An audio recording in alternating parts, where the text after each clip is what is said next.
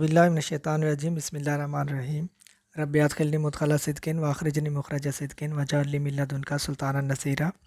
22 तक हमने previous video में डिस्कस कर लिए थे। अब 23 से स्टार्ट करते हैं। Sir William Hunter commission Indian education commission was formed in, इसका सही जवाब है sir William Hunter commission India में कब बना था? इसका सही जवाब होगा सी 1882। नेक्स्ट है एम्स, और ये बड़ा इंपॉर्टेंट है। इसमें एम्स में आपको पता होना चाहिए कि ऑब्जेक्टिव क्या होते हैं, गोल क्या होते हैं और एम क्या होते हैं। ऑब्जेक्टिव याद रखिएगा कि वो सब्जेक्ट बेस्ड होते हैं, जो गोल्स होते हैं वो क्लास बेस्ड होते हैं, और जो एम होते हैं वो नेशनल लेवल पर होते हैं, नेशनल बेस्ड होते हैं, नेशनल लेवल के होते हैं। तो एम्स आर नेशनल एक्सपेक्टेशन, इसका ए जो है वो जो जवाब ठीक होगा। 25 है permanency is more real than change, permanency change से ज़्यादा हकीकी है।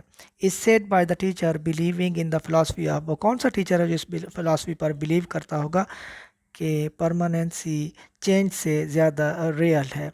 तो इसका जवाब होगा ए, क्योंकि पेरेनियलिज्म ही है। याद रखिएगा कि किसी भी चेंज को कबूल ना करने वाली जो फिलासफी है वो हमारे पास पेरेनियलिज्म है। ये किसी भी चेंज को एक्सेप्ट नहीं करती, पुरानी चीज़ों को, ओल्ड आइडियाज़ को, ओल्ड बुक्स को, ओल्ड ट्रेडिशंस पर ये बिलीव करती है।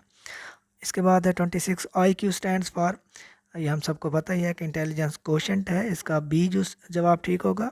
27 है behaviourism is associated with, behaviourism किसके साथ एसोसिएटेड है? तो इसका जवाब सी है JB वाटसन के साथ, ये अमेरिकन था psychologist. 28 willingness to begin new activities to explore new direction is, ये जो विलिंगनेस है, ये तैयार होना है न्यू एक्टिविटी के लिए तैयार होने को क्या कहा जाता है? तो इसका जवाब होगा इनिशिएटिव, कुछ नया शुरू करना, न्यू एक्टिविटी या कुछ नया एक्सप्लोर करना। 29 है Muslim are mostly developed, Muslims art mostly developed was in, मुसलमानों ने कौन सा मोस्टली आर्ट डेवलप किया? तो ये आसान सा है, डी है, कैलीग्राफी। इसके बाद 30 है the test measures what we intend to measure this quality of the test is called, ये बड़ा बड़ा आसान है, मैं बार बार कहता रहा हूँ कि इसको वैलिडिटी कहते हैं। जिस मकसद के लिए कोई टेस्ट बनाया गया है वो अगर उसी को ही मैयर कर रहा है तो वैलिडिटी होगी। अगर कंसिस्टेंसी है, एक टेस्ट बार बार टेस्ट स्कोर पर बहुत ज़्यादा फ़र्क नहीं पड़ रहा बार बार लेने के बावजूद भी, तो वो होगी उसकी रिलायबिलिटी। यूजेबिलिटी इस्तेमाल को कहते हैं कि वो इस्तेमाल के काबिल है भी या नहीं। ऑब्जेक्टिविटी होता है, ऑब्जेक्टिविटी उसको कहते हैं कि उसमें वो उसके जो स्कोर्स हैं वो ऑब्जेक्टिव हैं, उसको उसको आसान है उसको स्कोरिंग को काउंट करना, और उसका जो जवाब है आमतौर पर हम देते हैं टिक मार्क की शक्ल में। तो इसका सही जवाब ए होगा, वैलिडिटी। 31 है the final product of measurement is, जो मेजरमेंट की फाइनल प्रोडक्ट है वो क्या होती है? तो इसका जवाब बी है, स्कोर्स। स्कोर्स से ही आप मेजरमेंट क्वांटिटेटिव डेटा होता है जिसमें आपने इन फिगर्स, इन नंबर्स आपने बताना होता है, न्यूमेरिकली आपने बताना होता है, तो न्यूमेरिकली स्कोर हमेशा बताया जाता है। तो इसका जवाब सही जवाब भी होगा।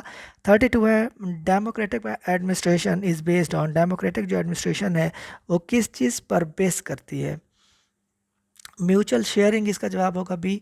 डिक्टेटरशिप म्यूचुअल शेयरिंग पर यकीन नहीं करती है। नॉन इंटरफेरेंस लेसेस फेयर को कहते हैं, वो भी नहीं करती है। शेयरिंग सीनियर्स नहीं होता, बल्कि डेमोक्रेटिक म्यूचुअल शेयरिंग होता है, एक दूसरे से रब्ता करके मशावरत से काम करना। 33 है टीच री teach feedback and re feedback is gain too much in the technical methodology, किस मैथडोलॉजी में ये सबसे ज़्यादा पाया जाता है?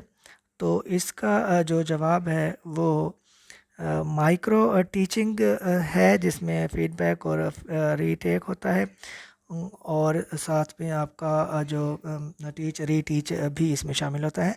तो 34 है the process in which the strengths and weaknesses of the curriculum are identified is called, के कहाँ पर स्ट्रेंथ और वीकनेसेस करिकुलम की देखी जाती हैं, वो कौन सा जुज़्व है जिसमें इन सारी चीज़ों को देखा जाता है? तो वो एवेलुएशन है। जब भी किसी की आप फाइनल जजमेंट करते हैं, आपकी वर्थ और वैल्यू देखना होती है, तो वो एवेलुएशन होती है। ऑन्टोलॉजी आपको पता ही है कि किस इससे रिलेटेड एक ना एक सवाल ज़रूर आता है। हम सबको पता है कि ontology is related to reality. Most popular method at all educational level is, तमाम एजुकेशनल लेवल पर जो सबसे ज़्यादा पॉपुलर मेथड है वो कौन सा है? तो इसका सही जवाब लेक्चर मेथड है, सी है, और ये सबसे ज़्यादा पॉपुलर के साथ साथ सबसे ज़्यादा पुराना और ट्रेडिशनल मेथड भी हमारे पास यही होता है। 37 है teacher performs practically and explains it. हर वो मेथड जिसमें टीचर खुद प्रैक्टिकली परफॉर्म करता है वो डिमॉन्स्ट्रेशन मेथड होता है, जिसमें उसने कुछ करके दिखाना होता है। अमली तौर पर जब वो कुछ करके दिखाता है तो it is called demonstration method. C इसका ठीक होगा। 38 है micro teaching focus is on the competency over. किस कॉम्पिटेंसी पर माइक्रो टीचिंग बात करती है? तो इसका सही जवाब बी है, स्किल्स। स्किल्स ओरिएंटेड है माइक्रो टीचिंग। इसके बाद 39 है portfolio is the collection of. Portfolio किसकी कलेक्शन होती है? तो ये जो पोर्टफोलियो है ये कलेक्शन होती है स्टूडेंट्स वर्क की। स्टूडेंट का जो काम है उसको अगर इकट्ठा किया जाए तो वो पोर्टफोलियो कहलाता है। The emphasis in the classroom should be. Classroom में किस चीज़ पर एम्फेसिस या जोर होना चाहिए? तो इसका जो सही जवाब है वो बी है, नीड्स ऑफ इंडिविजुअल चाइल्ड। हर बच्चे की इनफरादी जो ज़रूरियात हैं उस पर तवज्जो या फोकस होना चाहिए एज अ टीचर। 41 है computer literacy is also considered important, which philosophy denies it. Computer literacy भी अहम होती है, लेकिन कौन सी पॉलिसी है जो इस बात से इनकार करती है? तो वो पॉलिसी अभी हम बात कर चुके हैं, पेरेनियलिज्म की है, जो नई चीज़ों को बिल्कुल बर्दाश्त नहीं करती। वो कहते हैं कि जैसी चीज़ें चल रही हैं एज इट इज़ चलता रहे। ऐसे स्टेटस को भी कहते हैं कि चीज़ों का जो का त्यों रहना। नेक्स्ट है the research concern with current phenomena of studies called. Current phenomena के लिए जो रिसर्च कंडक्ट की जाती है वो कहता है कि उसको क्या कहते हैं? तो उसके लिए जो रिसर्च है उसको डिस्क्रिप्टिव रिसर्च कहते हैं, जिसमें चीज़ों को एज इट इज़ डिस्क्राइब किया जाता है। जैसे कि current position, current phenomena, current situation के लिए जो भी इस वक्त चल रहा है उसको वैसे ही बयान कर देना, ये डिस्क्रिप्टिव रिसर्च होगा। 43 है main responsibility of classroom management lies. कि क्लासरूम मैनेजमेंट की में सबसे बड़ी जो जिम्मेदारी क्लासरूम मैनेजमेंट की है वो किसकी है? तो क्लासरूम मैनेजमेंट में याद रखिएगा कि सबसे बड़ी जिम्मेदारी जो है वो टीचर की है, जबकि स्कूल की जो मैनेजमेंट है उसकी जिम्मेदारी प्रिंसिपल जो है टीचर को होगी। know the students' needs inside and outside classroom and have positive expectations is related to। ये किस चीज़ से रिलेटेड है? ये ह्यूमनिस्टिक थीरी है, जो कि नीड्स को इनसाइड और आउटसाइड क्लासरूम को पॉजिटिव एक्सपेक्टेशंस भी रखती है। तो इसका सही जवाब होगा बी। 45 है the process of selecting a subset of a population for a survey is known.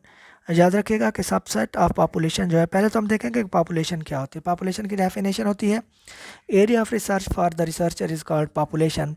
किसी भी रिसर्चर ने जिस पूरी आबादी पर, जिस पूरे हिस्से पर पूरी तमाम की तमाम चीज़ें उसमें आती हैं वो पॉपुलेशन है। अब पॉपुलेशन के आप अब फ़र्ज़ करें आपने रिसर्च करनी है पाकिस्तान पे, तो आपका पूरा पाकिस्तान आपकी पॉपुलेशन होगा। लेकिन रिसर्चर कहता है कि पूरे पाकिस्तान पर रिसर्च कंडक्ट करना मेरे लिए मुमकिन नहीं है, तो वो क्या करता है, उस पूरी पॉपुलेशन में से कुछ हिस्सा सेलेक्ट कर लेता है।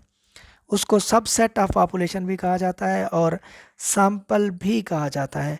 मसलन पूरे पाकिस्तान को छोड़कर जब आप एक प्रोविंस पर, मसलन पंजाब पर अगर करेंगे तो पाकिस्तान आपकी पॉपुलेशन होगा और पंजाब आपका सैंपल होगा, और पॉपुलेशन से उस सैंपल को सिलेक्ट करने का जो प्रोसेस है उसे सैम्पलिंग कहते हैं, सिंपल। तो इसका सही जवाब क्या होगा? सबसेट ऑफ पॉपुलेशन हमेशा सैंपल होता है, तो इसका जवाब ऑप्शन डी होगा, सैम्पलिंग। इसके बाद है what do we want to achieve educationally at the end of instruction. Instructions के एंड पर हम क्या गेन करना चाहते हैं, क्या हासिल करना चाहते हैं? तो टीचिंग ऑब्जेक्टिव होते हैं जो हमने शुरू में सेट किए होते हैं और वही हमने ऑब्टेन करना होता है at the end of the instructions. इसके बाद 47 है theory X and theory Y are presented by. Theory X और थ्योरी वाई दोनों ये प्रेजेंट की थी डॉगलस मैकग्रेगर ने। इसमें आपको बताता चलूँ कि थ्योरी एक्स जो है वो नेगेटिव आस्पेक्ट जितने भी हैं कि काम ना करना, काम चोर करना, सुस्ती का मुजाहरा करना, तसाहुल पसंदी होना, ये सारी की सारी चीज़ें थ्योरी एक्स में आती हैं। और थ्योरी वाई में ये पॉजिटिव पॉइंट आते हैं कि हर बंदा काम करना चाहता है, लोग जिम्मेदारी लेते हैं, लोग काम करने के लिए विलिंग होते हैं या तैयार होते हैं। तो एक्स और वाई दोनों जो थीरीज़ हैं ये प्रेजेंट की थी डॉगलस मैकग्रेगर ने, जबकि जो एक्स वाई ये दोनों मैकग्रेगर ने की थी। और जो थ्योरी जी है याद रखिएगा कि वो विलियम ओची ने प्रेजेंट की थी। इसके बाद है 48 practice to organise and to study a specific topic for better retention is a purpose of. ये किसकी प्रैक्टिस की जहाँ पर बात होगी याद रखिएगा प्रैक्टिस ड्रिल मेथड में होती है, तो आपका 48 का सही जवाब होगा ए, ड्रिल मेथड। इसके बाद है 49 Self evaluation of class teaching. The teacher will not be able to evaluate the teaching. Self evaluation of class teaching में teacher will not be able to evaluate the teaching evaluate करने के वो काबिल नहीं होगा। इसमें कौन सी चीज़ वो नहीं कर पाएगा? प्रिपेयर टेक्सचुअल मटेरियल, जो बुक का मटेरियल है वो टीचर तैयार नहीं करता होता। फिफ्थ है research report should be in the, research report जो है याद रखिएगा, दो चीज़ें होती हैं, रिसर्च रिपोर्ट और रिसर्च प्रपोजल।